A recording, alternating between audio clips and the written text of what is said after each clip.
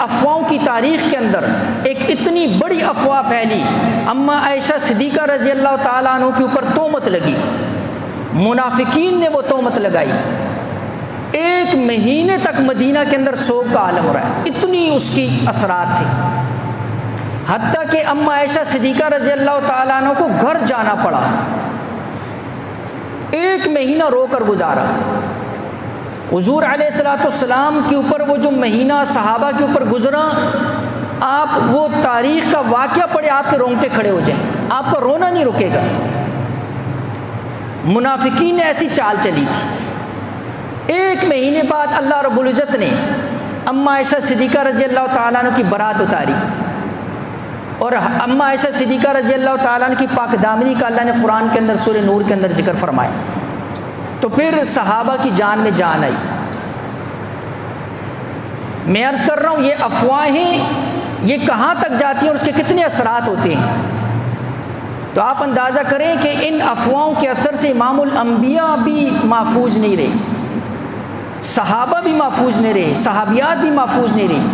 منافقین اس چال کے اندر افواہیں پھیلاتے ہیں، اس انداز کے اندر گھستے ہیں ہماری صفوں کے اندر کہ بظاہر تو ان کا لباس ہمارے والا ہوتا ہے، لیکن ان کے اندر سے دل جو ہے نا جی وہ کالے ہوتے ہیں، وہ ہمیں اپنے ہی لوگوں کے خلاف اکساتے ہیں، مسلمانوں کے خلاف اکساتے ہیں، اپنے اداروں کے خلاف اکساتے ہیں، اپنے ملک کے خلاف اکساتے ہیں، اور یہ نہیں سوچتے ہیں اگر یہ ملک ہے تو ہمیں، ملک ہی نہیں ہے تو یہ کوئی ایسا نہیں ہے کہ جو 1 دن کی قربانیوں سے، میں نے آپ کو پتہ نہیں یاد ہوگا یا نہیں، میں نے اس پر کئی جمعے پڑھائے، یہ وہ 1857 کی جنگ آزادی، یہ کوئی 1947 کی صرف 1 دن کی محنت نہیں تھی، یہ پیچھے سینکڑوں سالوں کی محنت اور مسلمان اور علماء اور لوگوں کی قربانیوں کے بعد جو ہے یہ چیز دیکھنے کے اندر آئی ہے، اور لوگ جو ہے نا جس کو مذاق سمجھتے ہیں۔ تو میں نے عرض کیا افواہوں سے جو ہے نا جی کتنا نقصان ہوتا ہے۔ یہودیوں نے افواہ پھیلائی تھی مدینہ کے اندر، جب مسلمان ہجرت کر کے گئے اس وقت افواہ پھیلائی کہ ہم نے مسلمانوں پر جادو کر دیے اور کسی مسلمان کی اولاد اب نہیں ہوگی۔ اسماء بنت ابی بکر رضی اللہ تعالیٰ نے فرماتی ہیں سب سے پہلا بچہ جو مدینہ ہجرت کے بعد ہوا عبداللہ ابن زبیر رضی اللہ تعالیٰ عنہ، حضور علیہ السلام نے گود میں لیا اور ان کے منہ کے اندر جو ہے نا جی کھجور لعاب ڈالا، عبداللہ کے پیٹ میں سب سے پہلی چیز حضور علیہ السلام کا لعاب گیا، صحابہ نے خوشی منائی، اور صحابہ نے سب کو پھر بتایا کہ یہ یہودیوں نے جھوٹ بولا ہے، کوئی جادو نہیں ہوا، اللہ اب بھی ہمیں اولاد دے گا۔ اندازہ کرو ایسی افواہیں، ایسا جھوٹ، مسلمانوں کے اندر مایوسی پیدا ہو۔ صلح حدیبیہ کا موقع، حضرت عثمان رضی اللہ تعالیٰ کی شہادت کی افواہ، آپ نے واقعہ میں نے آپ کو سنایا، حضور علیہ السلام نے بیعت رضوان کی، جھوٹی خبر تھی لیکن کتنا اثر ہوا، حضور علیہ السلام نے صحابہ سے موت پر بیعت لے لی، ایک جھوٹی خبر کتنا نقصان۔ تو یہ جو جھوٹی خبریں اور افواہیں ہوتی ہیں یہ جو ہے یہ اس طرح کی چیزیں، تو میں نے اس لیے عرض کیا کہ دیکھو جب کوئی بندہ جھوٹ پھیلاتا ہے، جھوٹی خبریں پھیلاتا ہے، حضور علیہ السلام سے بخاری کی روایت کے اندر آتے ہیں فجر کی نماز پڑھائی، اور فجر کی نماز کے بعد حضور علیہ السلام کی عادت تھی صحابہ کی طرف جو ہے نا چہرہ فرماتے اور پوچھتے کسی نے کوئی خواب دیکھا، اگر کوئی کہتا خواب دیکھا تو اس کی تعبیر۔ ایک صبح حضور علیہ السلام نے پوچھا خواب دیکھا؟ کہا نہیں۔ حضور علیہ السلام نے فرمایا میں نے دیکھا، میں نے رات کو دیکھا 2 فرشتے میرے پاس آئے اور مجھے ایک پاکیزہ جگہ لے گئے، وہاں سے پھر مجھے ایک ایسے بندے کے پاس لے گئے کہ جو الٹا لیٹا ہوا ہے اور اس کے اس ایک جبڑے کے اندر جو ہے انہوں نے سلاخ ڈالی ہوئی ہے اور اس کو کھینچتے ہیں اور ادھر پیچھے تک اس کے جبڑے کو چیر دیتے ہیں، پھر وہ فرشتہ دوسری طرف سے سوراخ سلاخ ڈالتا ہے اور اس کے جبڑے کو کھینچ کر ادھر پیچھے لے آتا ہے، ابھی یہ جبڑا پھاڑا ہی ہوتا ہے کہ یہ والا ٹھیک ہو جاتا ہے۔ پہلے بھی عرض کیا ہے جو دیر سے آنے والے جہاں جگہ ملے بیٹھ جائے کر، مجمع کی توجہ کو خراب نہ کیا کریں۔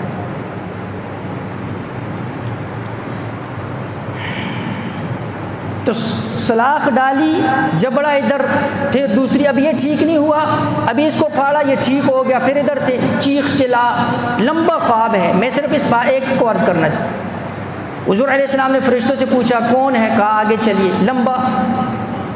تو جب بعد میں جبرائیل اور میکائیل علیہ السلام سے پوچھا کہ یہ کون تھا، تو فرشتوں نے جواب دیا فَإِنَّهُ الرَّجُلُ یغدو من بیتہ فیکذب الکذبۃ تبلغ الآفاق۔ فرمایا یہ اس بندے کا انجام ہے جو صبح اپنے گھر سے نکلتا ہے، ایک جھوٹ بولتا ہے، اور اس کا جھوٹ جو ہے وہ پوری دنیا کا یا پورے علاقے کا، یا آپ ایسے سمجھے کہ پورے ملک کا چکر لگا کر آ جاتا ہے۔ یہ اس بندے کا انجام ہے۔ تو فیک نیوز والے، جھوٹی خبروں والے، جھوٹی افواہوں والے، جھوٹ شیئر کرنے والے، ان سب کے لیے یہ عبرت کی چیز ہے۔ صحیح بخاری کی روایت ہے، یہ کوئی مذاق نہیں ہے، کسی کی عزت اچھالنا، کسی کی ناموس کے اوپر جو ہے اچھال دینا۔ ما یلفظ من قول الا لدیہ رقیب عتید، اللہ قرآن میں فرماتے ہیں تمہاری زبان سے جو ایک لفظ نکلتا ہے، اللہ فرماتی ہے میں نے فرشتے رکھے ہوئے ہیں، وہ فرشتے اس لفظ کو اچک لیتے ہیں اور اس کو محفوظ کر لیتے ہیں، اور اس کی بنیاد پر کر اللہ پاک قیامت والے دن تم سے حساب لیں گے۔ یہ زبان سے نکلے ہوئے الفاظ یہ کوئی مذاق نہیں ہے۔ رب تعالیٰ اس کے بارے میں پوچھے گا کہ کب، کس وقت، کس کے بارے میں، کس نیت سے کیا کہا تھا تم نے۔ اس وقت ہمارے معاشرے کی، میں نے عرض کیا، برائیوں میں سے، جو برائی کے اسباب میں سے بڑا سبب وہ جھوٹ ہے، اور میں نے عرض کیا ایک جھوٹ پھر کئی جھوٹ کا سبب بنتا ہے، اور جو بندہ سچ بولنے کا عادی ہو جائے اللہ پاک اس کو گناہوں سے بھی بچا لے گا۔ سچائی بڑی صفت ہے، سچائی بہت بڑی خصلت ہے، اور جھوٹ بہت بڑی برائی ہے۔ تو میں نے عرض کیا اس لیے یہ بڑی سخت چیز ہے۔ آپ اللہ والوں کی زندگیاں اٹھائیں، ان کی زندگیوں کے اندر سچ ہوتا تھا، جھوٹ کی طرف نہیں جاتے تھے۔ اس لیے اللہ رب العزت نے ان کے مالوں کے اندر، تجارتوں کے اندر، حضور علیہ السلام نے التاجر الصدوق الامین کا، وہ تاجر جو سچا ہو اور امانت دار ہو، کل قیامت والے دن اللہ اس کو نبیوں کی صف میں اٹھائے گا، نبیوں کی صف میں۔ تاجروں کو لوگ کیا سمجھتے ہیں؟ یہ دنیا دار ہے جی، یہ دنیا دار ہے، دنیا دار ہے، دنیا دار۔ لوگوں کی نظر بھی نہیں وہاں جاتی کہ کوئی دین کا کام کر رہا ہے۔ لوگ تو دین کا کام کس کو سمجھتے ہیں؟ جو اللہ کے راستے میں جا رہا ہے، تبلیغ پہ جا رہا ہے، یا جہاد کر رہا ہے، یا کہیں مدرسے میں پڑھا رہا ہے، لوگ سمجھتے ہیں صرف یہ دیندار ہے۔ نہیں، اللہ کے نبی کی حدیث اٹھاؤ، اللہ کے نبی تاجر کو نبیوں کا ساتھی فرما رہا ہے کل قیامت والے دن، جن کو لوگ دنیا دار سمجھتے ہیں، لیکن ساتھ دو شرطیں لگائی، سچا اور امانت دار، سچا اور امانت دار۔ بڑی سخت ہے، تاجر ہو اور سچا ہو، تاجر اور امانت دار ہو۔ امتحان سخت ہے، اس لیے بدلہ اور صلہ بھی بہت بڑا ہے۔ تو سچائی ایک ایسی نعمت ہے اور ایک ایسی خصلت ہے جس کی وجہ سے اللہ پاک روزیوں کے اندر بھی برکت۔ آج کی بے برکتی کی سب سے بڑی وجہ علماء نے خاص کر تجار کے متعلق فرمایا وہ جھوٹی بات اور جھوٹی قسم ہے۔ تاجر جھوٹ نہ بولے، وہ کہتا ہے مال ہی نہیں بکتا۔ تاجر جھوٹی قسم نہ اٹھائے، کہتا ہے جی بچوں کو کیسے خرچے کیسے پورے کروں گا، بنیاد جھوٹ کے اوپر۔ اس لیے وہ جس جھوٹ اور جھوٹی قسم سے جو مال جیب میں آئے گا، اس مال کے اندر اللہ پھر کبھی برکت نہیں ڈالے گا، روتا ہی رہے گا۔ اپنے کرائے کے لیے بھی پریشان ہو۔ کئی ملتے ہیں، کہتے ہیں جی بڑا اچھا کام ہے لیکن پریشانی نہیں جا رہی، بڑی اچھی جو ہے نا جی دکان چل رہی ہے لیکن پریشانیاں جان نہیں چھوڑ رہی۔ تو میں نے عرض کیا یہ وہ چیز ہے آپ حضور علیہ الصلوۃ والسلام نبوت ملنے سے پہلے بھی حضور علیہ الصلوۃ والسلام کا لقب صادق اور امین تھا، صادق اور امین۔ کافر بھی حضور علیہ الصلوۃ والسلام کو صادق کہتے تھے، حضور کی خصلت۔ صدیق اکبر، اللہ رب العزت نے لقب ہی صدیق اکبر عطا فرما دی۔ ہجرت کا موقع ہے، 100 اونٹ ہے، حضور علیہ الصلوۃ والسلام کو نعوذ باللہ کوئی زندہ لے کر آئے یا مردہ حالت کے اندر لے کر آئے، نعوذ باللہ، 100 اونٹ کا انعام۔ صدیق اکبر حضور علیہ السلام ہجرت فرما رہے، ایک بندہ سامنے سے آیا، صدیق اکبر کو پہچانتا تھا، حضور کو نہیں پہچانتا تھا۔ اس نے کہا ابو بکر یہ تمہارے ساتھ کون ہے؟ اب دیکھو کیسا موقع ہے، یہاں پر بھی صدیق اکبر نے جھوٹ نہیں بولا، اتنے سخت موقع پر بھی جھوٹ نہیں بولا۔ فرمایا ھذا الرجل یہدینی السبیل، یہ وہ بندہ ہے جو مجھے راستہ دکھانے والا ہے۔ اب وہ سمجھا کہ مدینے کا راستہ دکھانے والا ہے، اور صدیق اکبر کا مطلب یہ تھا کہ یہ وہ بندہ ہے جو مجھے جنت کا راستہ دکھانے والا ہے۔ تو اس موقع پر بھی صدیق اکبر نے جھوٹ نہیں بولا۔ کتابوں کے اندر واقعہ لکھا ہے، ربیع ابن حراش رحمہ اللہ بہت بڑے تابعی ہیں، بہت بڑے محدث۔ حجاج ابن یوسف کا دور ہے، اور حجاج کے تو آپ جانتے ہی ہیں، کتابوں میں 1,20,000 کو ناحق قتل کیے، جس دن مرا 20,000 جیل میں ناحق قیدی پڑے ہوئے تھے۔ اس نے ربیع ابن حراش رحمہ اللہ کے 2 بیٹوں کے قتل کا حکم جاری کر دیا۔ اب وہ روپوش ہو گئے، انہوں نے بڑا تلاش کیا، نہیں ملے۔ حجاج کہتے ہیں میرے سامنے پیش کرو، کہا ملتے ہی نہیں ہیں، کہیں چھپ گئے۔ تو اس کے درباریوں میں سے کسی نے مشورہ دیا کہ ربیع کو بلا کر پوچھو۔